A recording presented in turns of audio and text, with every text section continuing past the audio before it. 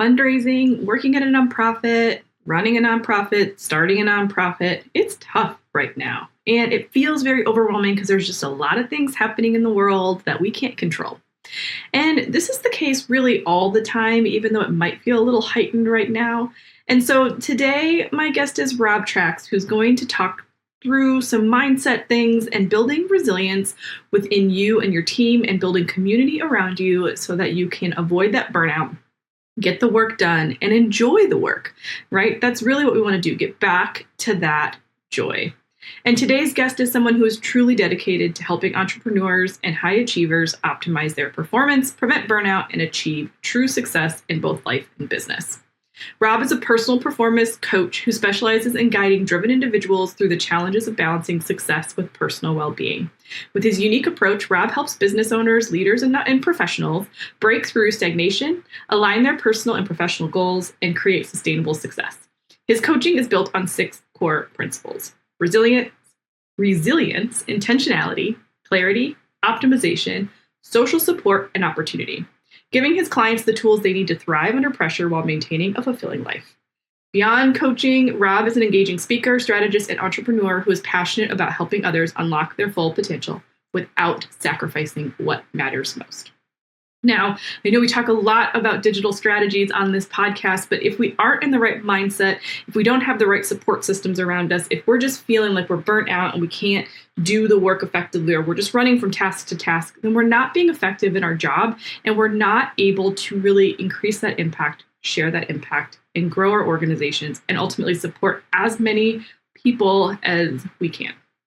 So I really hope that you'll give this episode a listen, especially if you just need a mental boost right now and to kind of have somebody in your corner who can cheerlead for you and give you some strategies for how you can move through your day-to-day life, your business life, personal life, and just feel better overall.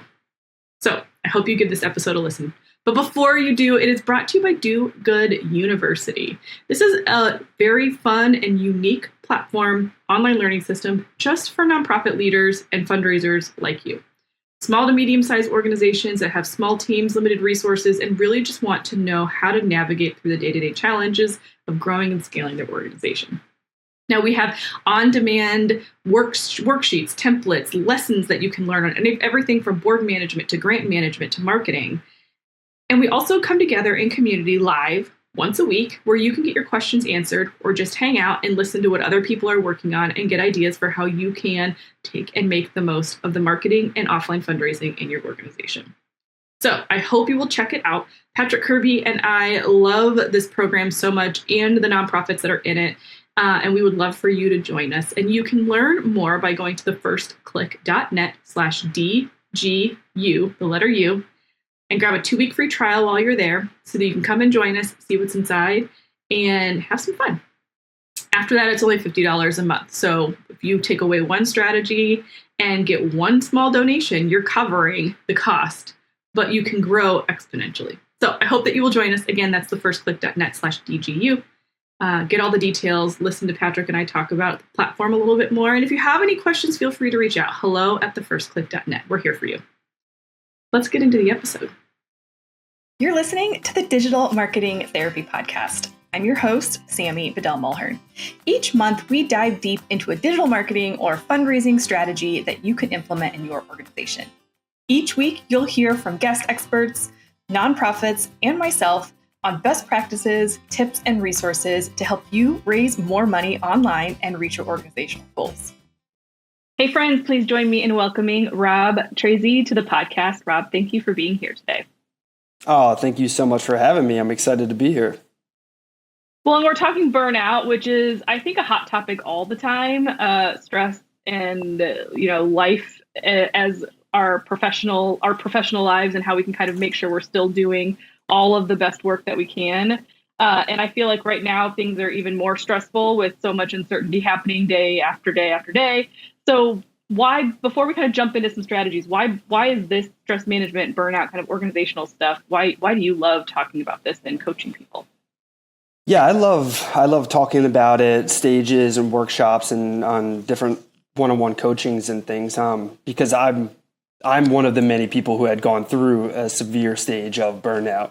In today's age, it's very easy to kind of just take on more work, more stressors, more responsibility, and it's easy to just wear it as a badge, or at least disguise it as honor, and kind of neglect some of the warning signs that pop up that usually should be an indicator to maybe tone things down a little bit.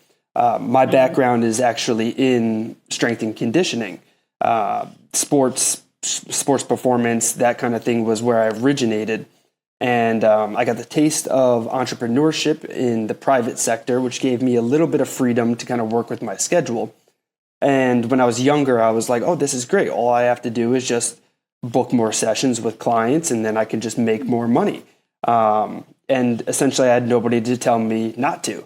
So after a short while, I quickly scaled my book of business up to a point where I was working 12 to 15 hours a day, 7 days a week. And that went on for about 3 years. And I call that robot mode. And robot mode is not necessarily a negative thing, because you get a lot done. You're very efficient. You see a lot of success, or shadow success, what I like to call.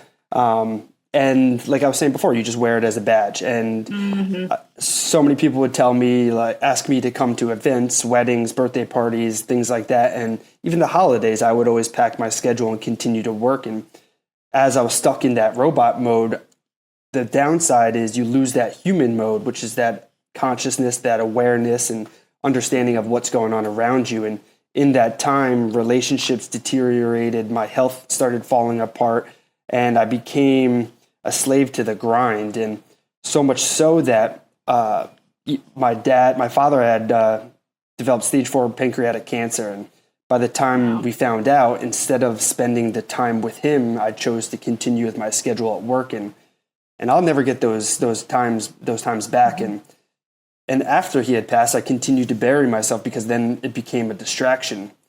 And until I got to a point where I was denied that distraction and my schedule was empty on a holiday weekend, that really allowed for some time for reflection, which is really the important thing, because that's when I became aware of the sad reality of what my life had become. And that's when I know I needed to change things around. So I reflected and identified what's worked for me in the past to become very successful at what I was doing. And that eventually led into what I call now as prime performance coaching. And I help other individuals avoid burnout and help identify those warning signs before they pop up. And because I don't want other people to go through what I went through. It's uncomfortable, and you feel, it doesn't feel right. And anybody who's experienced burnout will know that it's a tough period to be in. Well, I think there's like words that are like hustle and grind and like busy. Like I feel like you said, we wear it as a badge of honor to say, well, I'm just so busy. I like look at my calendar, it's so busy. And I find myself falling into that trap sometimes too. And I am in a phase right now where I'm really like, I need to take a look at my calendar 2 weeks from now and just start like blocking things off, because this is getting a little bit crazy.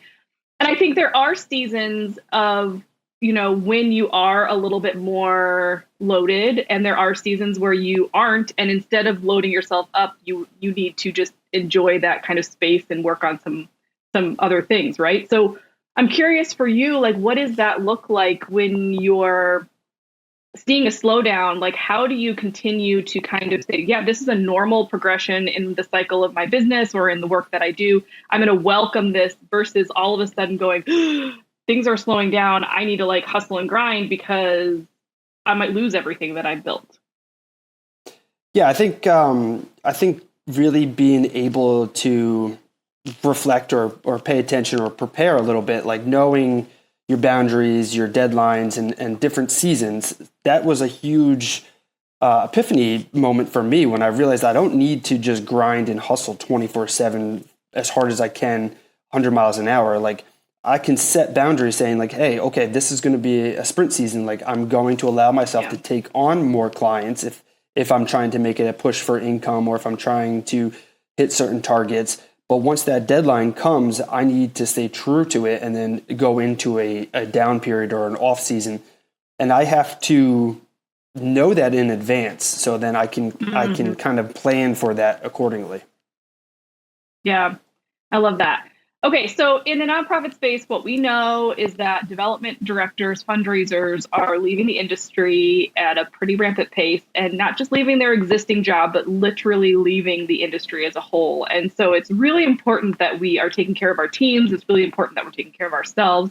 So I kind of want to jump into like talking through two different sets of strategies. So one in how can we as leaders support our organization, and one in how can we support ourselves if we're, in general, even if we're getting support from our organization, we still need to make sure we're taking care of ourselves, because at the end of the day, we're all individuals, right?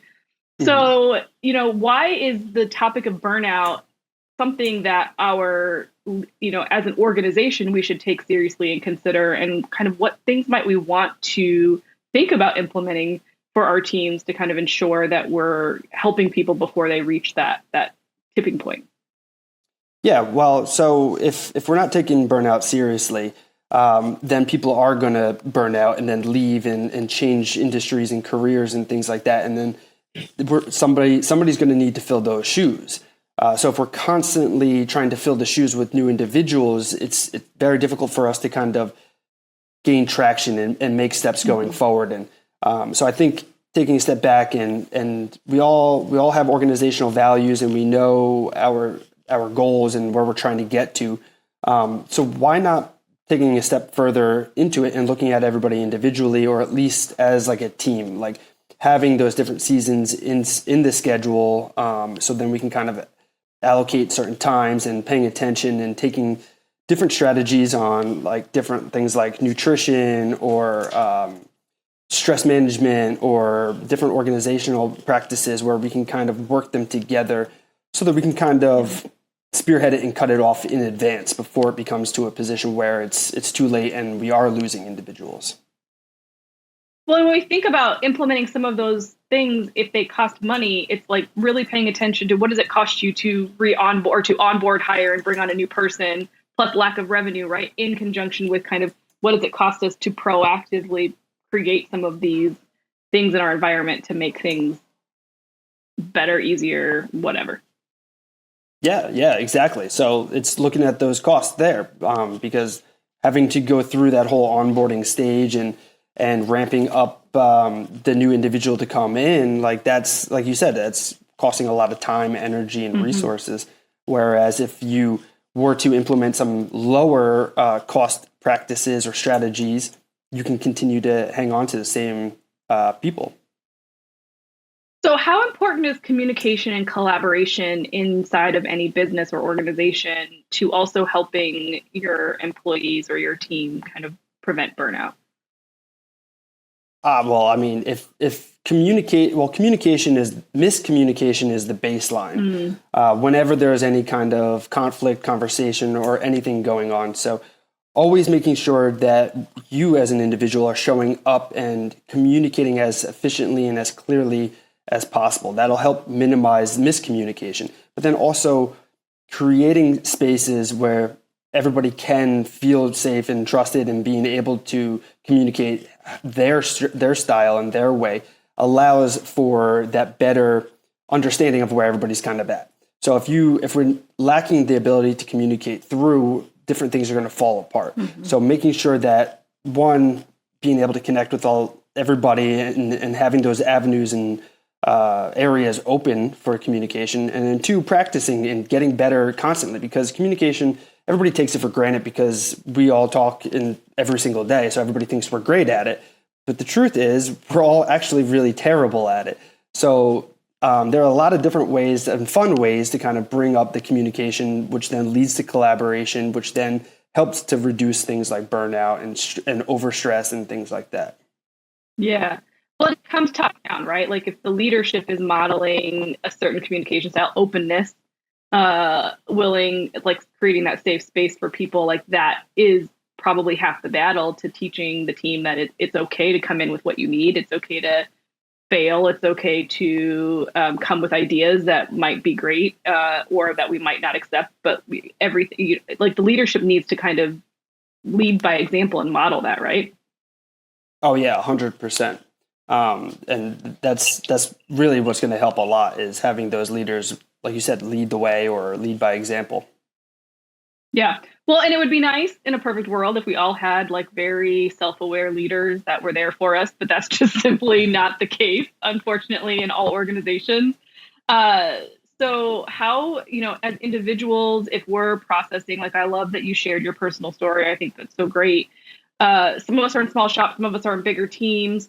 Like, what should we start with first when we're feeling a little bit overwhelmed or stressed out and like starting to notice, like, this just doesn't feel quite right. I can't maintain this. Like, I guess maybe what were some cues that you didn't listen to that you now, thinking back on your journey, like were telltale signs that like you were approaching burnout? Well, the first things that I kind of noticed was kind of getting into that mundane routine where I wasn't necessarily challenging myself.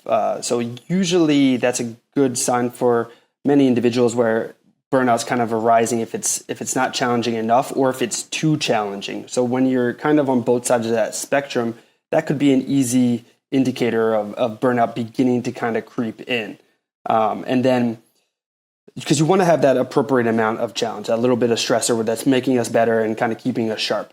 And then from there is also like intentional consumption, just kind of falling victim to different types of foods, not being proactive, being more reactive was also a good sign for myself in the beginning in terms of food and my dietary nutrition, but then also my digital nutrition too. So when I was leaving work or when I was not in the gym or not around like the work environment, what was I consuming that was like content or music or the news? A lot of these things were just kind of helping me turn my brain off into a way where I'm just like doom scrolling or just watching, binging Netflix to kind of escape things instead of consuming things that were educating, inspiring, or motivating and pushing me forward.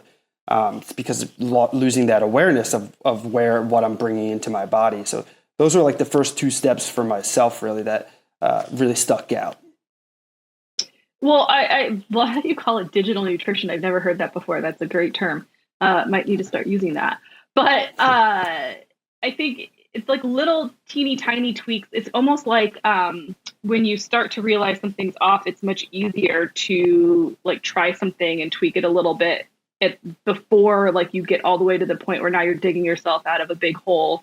So like when you shared your story, it was, I'm sure like you definitely oversimplified your experience as far as like how you kind of reflected and got through that. I'm sure it was a longer process, but like, how did you give yourself kind of the grace to do that? Because you'd been grinding for so long and like doing all this, you went through a trauma with your dad's passing. Like were there people around you that kind of helped you work through that? Like, did you journal? Like, what did that process look like as far as like really understanding, okay, this isn't working for me right now, but I still need to make money. I still need to run this business. I still need to like life still life.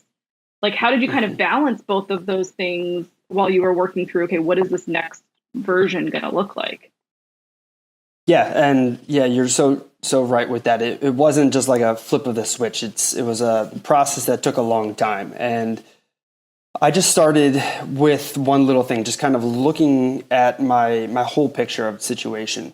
And I was looking at different things of really myself as an individual. What are my personal values? So what do I hold most true to myself? And once I kind of reflected on that and figured things out, that like one of my motivators or drives is adversity. So I do like a little bit of a challenge, and I do like to like work. I say progress towards mastery. So that was for me identifying that I wasn't challenging myself at all because it kind of became so circled kind of up and down, same thing every day. So for me, it was identifying, okay, I need to introduce a little bit more difficulty or a little more challenge. And it's there's a lot of easy ways that you can bring discomfort into your life that kind of energizes, motivates. Like a lot of people nowadays are really excited about cold showers and cold plunges or changing up your diet to kind of shock different things. But for me, it was just that. It was introducing small little challenges, things that I could work on for a short period of time that brought that variety or change into my life. So then I could use that to kind of get the momentum rolling. And then I eventually evolved into another practice or into another thing. And then it just kind of snowballed into this larger change, which you see today. I love that. So you basically gave yourself small, quick wins that you could like see success without it being like this huge like mountain of I'm going to like do this big thing. It's like, well, I'm just going to do this small thing, and then I'm going to be excited about that small thing and then do the next small thing. I think that's such a great way to kind of approach that. Because I think we tend to just, either as entrepreneurs, I mean, I do the same thing. It's like you hit a goal and then you're like, okay, but then I need to do this. And then I need to, like, you don't take the time to actually say like, hey, I did this thing. And there's never an end goal, and you're never like winning, and you're never celebrating anything, and you're never like excited about anything. And so I think I love that is a practical tip. So, you know, as you're kind of working through this, if we are an individual in an organization, I know, you know, you mentioned you kind of run your own business, but as you're coaching and talking with people, if we are in a place where we're feeling like, you know, we're struggling and we're reaching burnout and we need support from our team, like, do you have any tips for how we can kind of approach and communicate with our it might be your executive director, it might be your board or whatever, to kind of say like, hey, I need some support here. And like, you know, do we need to be specific? Like, what types of ways can we kind of talk about that or share that with our staff? Because I think sometimes we feel like if we say that, we're complaining or we're, you know, bitching and moaning, and well, you know, we're all feeling that way. Like, how do we kind of start to have that conversation? Yeah, I think the best way that I try to coach individuals and smaller organizations is to really have everybody as an organization. We have kind of a flow chart and org chart, but then on the personal level, we should also have something I call the team triangle. So at the very top of the triangle is your coach or your mentor or somebody you can go to kind of seek advice or a little bit of guidance, somebody you can kind of learn from, whether that's in the organization or outside the organization, somebody that you can trust and you can go to. And then also you want to identify 2 to 3 captains. So you've got the coach at the top, you've got your captains who you can kind of lean on to share about different things that are going through, who are typically around the same level. So whether they're in the organization or outside the organization, they go through the similar types of things as you, so you can lean on. Then you also want to identify like 3 to 4, maybe 5 crowd members at the base of the triangle. And these are the individuals who are going to motivate you and support you and push you through. So if when you have this kind of structure in place, you can go to the coach to kind of share some of the things that you're experiencing, and you can kind of practice and get the information from their outside perspective on how to kind of handle that. Then you can go to your captains and you can kind of practice this. It might feel uncomfortable kind of role playing, but you can share like, hey, I was thinking about doing this or talking to so-and-so about this. Have you gone through a situation, or what would you do in a situation like this? And then you want to touch base with your crowd, those people who are cheering you on, so that you can tell them that you are going to do it and you're planning to do this, and then they can hold you accountable and motivate you. And then rain or shine, however the situation or conflict or environment, however it ends up, the crowd is still there cheering you on to support you and keep you in a positive mindset. I love that. So it's like a combination of how do you pull an internal, like okay, so it sounds like you would come into an organization and each person would kind of build their own team, right? And it would be a combination of internal and external people, but you're still building that environment and kind of value system around like, we're all here to support each other. We're all doing a similar thing. We all now have the tools and resources to kind of make this happen, and something that you can kind of continue to talk about in team meetings, like how's everybody doing? What are you learning within your team triangle? I think that's great.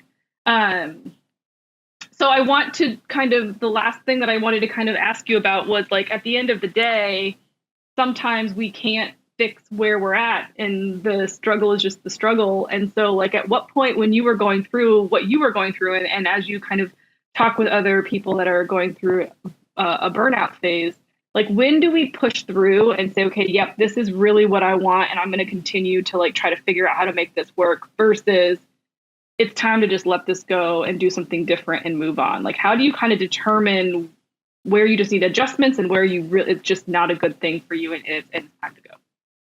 Yeah, it's really difficult to kind of give a blanket statement on where everybody should identify, but I guess in that is also it becomes very individualized. So each person really needs to kind of know themselves, know their history, know where they're trying to get to, understanding their values, their personal values. They need to know that the lifestyle, everything that they're trying to kind of build and how they fit into that world.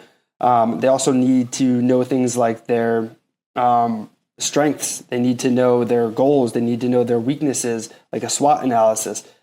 Mm-hmm. Because once you have better understanding of all those things, that helps kind of put the bookends on that kind of what can I handle, how much can I push a little bit further? Because then when you know the different deadlines and you know the different seasons that you're working in and you know yourself, you can kind of look in and check in with, and then going to your captains and your crowd saying, hey, I'm thinking kind of this. And then they can remind you, okay, it's only for a little bit longer with the sprint season. I think you can kind of push through with that. Or no, I really don't think so. So it's really difficult to say because there's so many variables at play. But the key here is just knowing yourself and paying attention to what works for you. And I think that's going to help kind of shine some light on some of those questions, especially in those dark times when burnout is real and you're not quite sure how close you are to that finish line. But having as much information as you can sometimes help you push a little bit further through to cross that finish line. I love that because having that support system to lean on and your crowd kind of to me feels like accountability partners. Like they're the ones that are going to hold you accountable to what you said you wanted and what you said you were going to do, and also be a safe place to if they're giving you positive or negative feedback, they're trustworthy, that you know that they're not just kind of blowing smoke and trying to tell you what you want to hear, right? So I love that. And it kind of just makes me think about, as an entrepreneur, I don't know how you felt or feel now. Like we're a small team and I tend to sit here in my office and like come up with ideas and I'm like, that's brilliant. And then nobody cares because it was just all in my head. It wasn't something that I actually like did the market whatever. Right. Like, or vice versa, or I'll do the opposite and say like, no, I can't possibly do that. So even just to have that group of people to be sounding boards for you, I'm a verbal person. I need to talk things out before I can kind of really understand. So the power in that group, I think, in being able to say, here's what I'm thinking, and for them to either validate that and say, yep, or for them to be like, okay, that's totally in your head. Like you're kicking butt, like keep pushing through. I love that as an example. And, you know, if we're sitting here being like, okay, I love this idea, like how do you start to go find those people? Like, are there certain types of people? I know you mentioned, and I'm sorry, I'm going to get these titles wrong, so you'll have to correct me. But at the middle level, like you said, there are people that are at the same level as you. So like if I'm a development director, would that be like maybe reaching out to other development directors at other organizations? And then my crowd could be a combination of, you know, a family member I trust, another colleague. Like, can you get a little bit more specific on how we might find who those people are?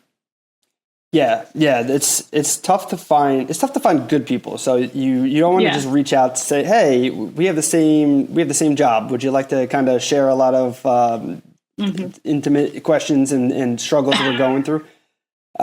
So like but you do have to be open to putting yourself out there, and if your circle that you're working with right now, you might not have people that you directly align with. You do have to go out and find them. So networking events typically don't tend to be the greatest, but like industry or other like conferences and places where there are professional settings and people are getting together is a great place to find others. But then you don't know who's a right fit for you until you start having those conversations.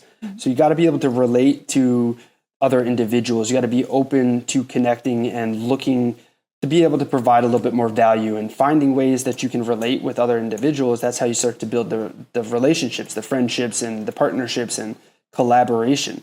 So keeping the eye open and constantly looking to expand your network and touching base and making sure that you check in with individuals too. Because if you do go out and find somebody who's pretty cool, don't forget about them. Check in on them, and because you might be in somebody else's triangle as well. So, and without them directly asking you or inviting you in. So you want to make sure that you're constantly showing up to provide value and being that team player, even if they're not directly in your organization or in your circle of influence. I love that. I know like my business has been built on that exact thing. I didn't know that's what it was, but I would not be where I am if I didn't have those cheerleaders and people that I could text and be like, okay, today's a day. Can we just chat? Because I need to like understand like what just happened, right? So I love that. Well, Rob, I think such great insights and ways to kind of tackle burnout in ways that I haven't heard before, but I love because they're so practical and so easy to, not easy to do, but like easy to understand and start to put into place. So thank you so much for sharing your story and your experience and how that's kind of led you to where you are, because I think at the end of the day, if you're not doing something you're passionate about, then burnout's going to come all the faster. So thank you for that. But if people want to connect with you, learn more about you, learn about the work that you do, how can they do that? The easiest place is probably on social media. I hang out the most on Instagram and LinkedIn. Probably on social media. I hang out the most by searching my name, Rob Tracz. Yep, I love that. And we'll have everything linked up in the show notes at thefirstclick.net/303. So Rob, thank you so much for being here today. Hey, thank you so much. This was really fun. Appreciate it. Okay, so are you feeling ready to kind of tackle the day, tackle the projects, keep moving and getting things going in your organization? I really, truly hope so. Again, you can get the show notes for this episode at thefirstclick.net/303, but I just love Rob's insights and wisdom. I would love it if you would head on over to YouTube at Digital Marketing Therapy and leave a comment below. What was your biggest takeaway? What was the thing that you learned the most? What are you most excited to kind of implement? Or maybe what surprised you in this episode? Make sure you subscribe wherever you listen so you don't miss a single episode. We do have bonus episodes that pop in every once in a while. And also just share this podcast with anybody that you know might need some help with what they're going through right now and kind of their motivation and excitement in their organization. I really appreciate you taking the time to listen. Thank you so much for being here, and I will see you in the next one.